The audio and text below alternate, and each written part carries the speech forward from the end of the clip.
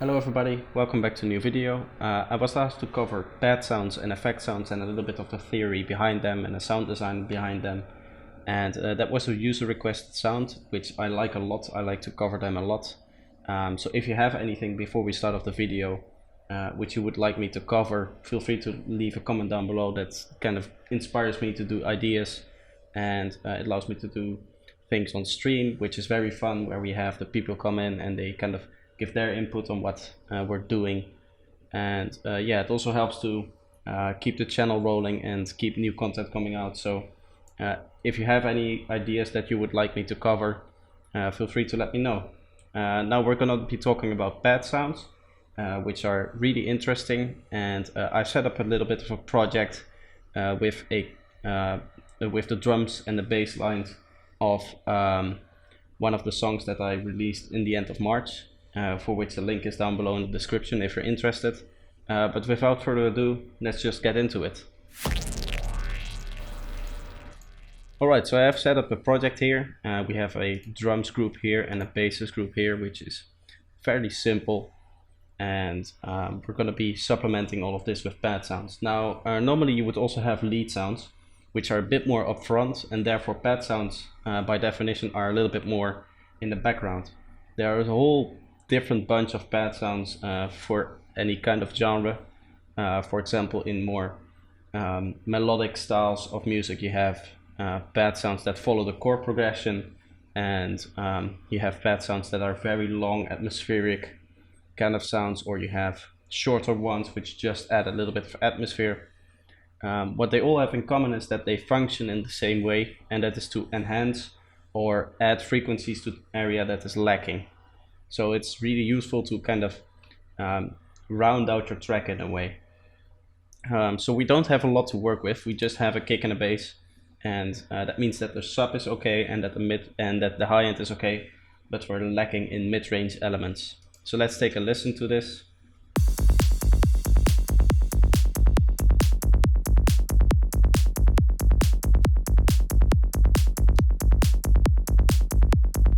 So that's the first part, and then we have a second part here with a little bit more high-end stuff happening.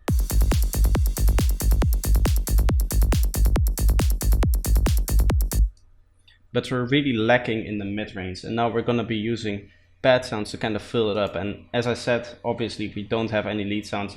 I purposely didn't include the lead sounds, so we actually have some space to put these pads in.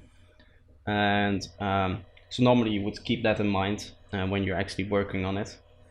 Now for most pad sounds, I like to use Serum. Actually, for most of my sound design, I tend to use Serum. And what a pad sound usually is just, as I said, a very specific frequency that you want to give a little bit more either atmospheric or melodic context to. For example, if you're using the chord progression of your track, you can enforce some frequency ranges through the chord progression, or you can use it to, in my case, use atmospheric sounds. So the way I design these is generally quite simple. Most of the time I just have a low pass saw wave with a whole bunch of voices like this, and then I play this at a nice and low octave. Let's see if I can get it to work here. A little lower, like that, and then we take out the lowest low end so that it doesn't clash with our bass sound. So that's the very basic of it. Now you can shape it with your ADSR, which allows you to kind of give it a bit of a tail and an attack sound here.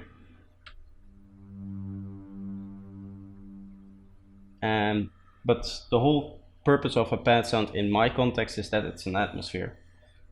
So what I tend to do is I just cover it in a lot of delay and reverb. So let's drag those on and kind of see what's going on here. And I'm going to turn off any input filtering, and I'm going to set the diffusion network here for the low to be out, and I'm also going to remove most of the frequencies of our delay so we can really focus again on the frequencies that we're interested in. And I'm going to set up a pretty hefty delay as well as a nice long reverb, which makes it sound like this.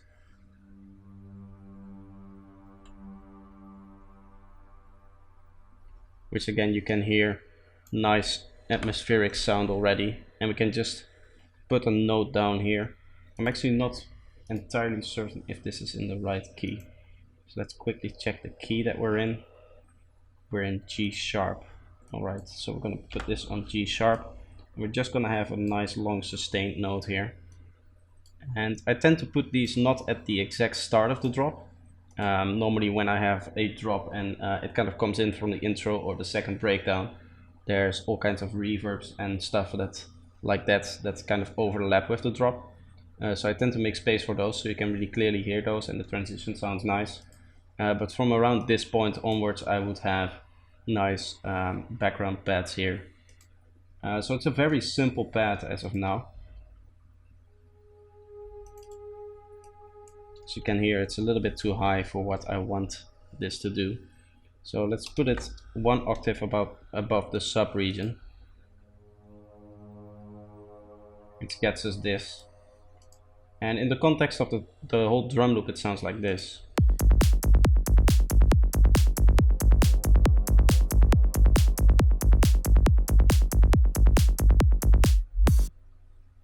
Which sounds kind of nice, but there's a lot more you can do to it.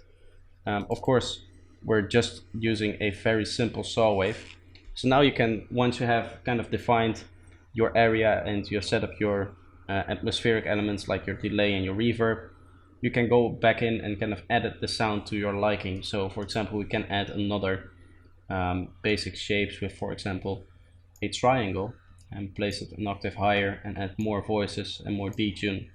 Make that also go through the filter. Something like this.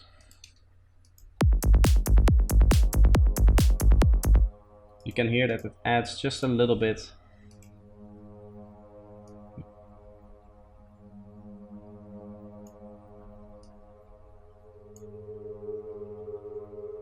Maybe another octave higher, you can really hear that coming through, and you kind of get this nice atmospheric sound. Now there's a lot more again you can do with it. I don't want to kind of go into the exact sound design details and stuff like that, but we can show you another example which is a bit more atmospheric. So we'll make a little bit of a longer pad out of it, and that is to use a bandpass. Now the bandpass on a saw wave is a very common sound in Psytrance. It's very much used in the genre, but it has this cool effect, and if you play it at the sub level it sounds like this. So if I turn this up a lot,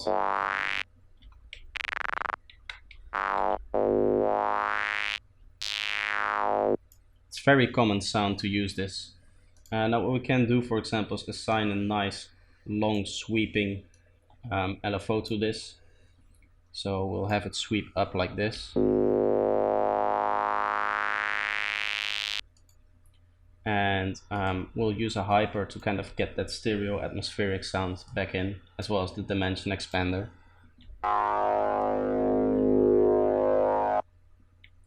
And again, we're going to use our attack, and we're going to make it a lot longer than we had before, because of course our MIDI clip is longer and so is the note going to be. So let's put down a G sharp 0 here. And what I tend to do with these ARPs is I tend with these pads is once I have something that works for me, I don't tend to bother with the delay and the reverb settings for every pad. I just tend to copy them over. And now we have a sound that sounds like this. I'm going to turn this up down a lot, by the way, because it's a very intrusive, spiky sound.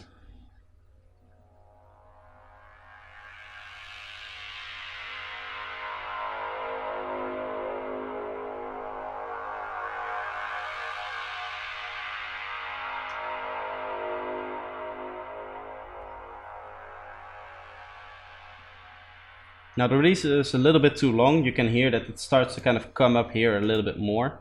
So we're going to turn it down just a little bit there. You could also shorten the note if you wanted to, and then it kind of fades out a little bit nicer, but I think this will be okay.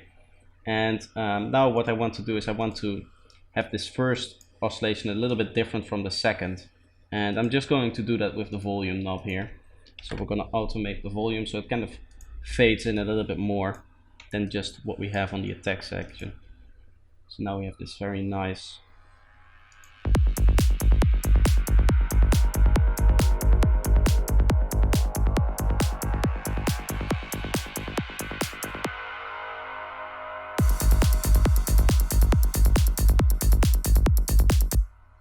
Now the last thing I want to do for these pad sounds is I always sidechain them. And normally what I see is a lot of people have these groups and they sidechain on a group. I don't like to do that. I personally like to sidechain each track individually. So I'm quickly going to select my sidechain track, which is up here. As you can see, I've set the triggers to be equal to the key or to the kick. And I'm quickly going to dial in a fairly extreme sidechaining. The more something is in the background, the more you want to sidechain it normally, because it's going to be less loud and you want it to be less intrusive to the kick, if that makes sense. If it's like a main element, like a lead sound, you don't want that ducking sound, at least not for Psytrance. Some music genres kind of have that. That's something you can obviously experiment with, how you want the sidechaining to be. And now for each individual sound we can dial in different sidechaining, but again, I often tend not to bother. If I've found a sound that works, I will use that. And I think these settings should be decent. Maybe the release is a bit too long. Let's have a listen. I also tend to put it on this mode when I'm listening to it, so I can see if it's not overlapping, which in this case it is. As you can see, the actual release prevents it from reaching the highest point, so we're going to turn the release down by a bit, so we kind of have a little bit of a sustain there. So let's copy over these settings to the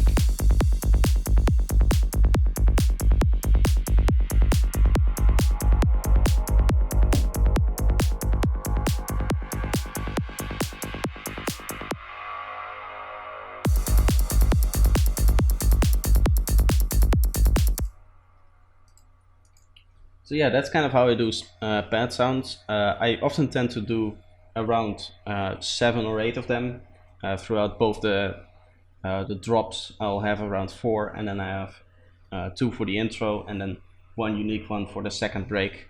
But again, this is completely dependent on what genre you're doing, and even what type of Psytrance, if you're interested in Psytrance.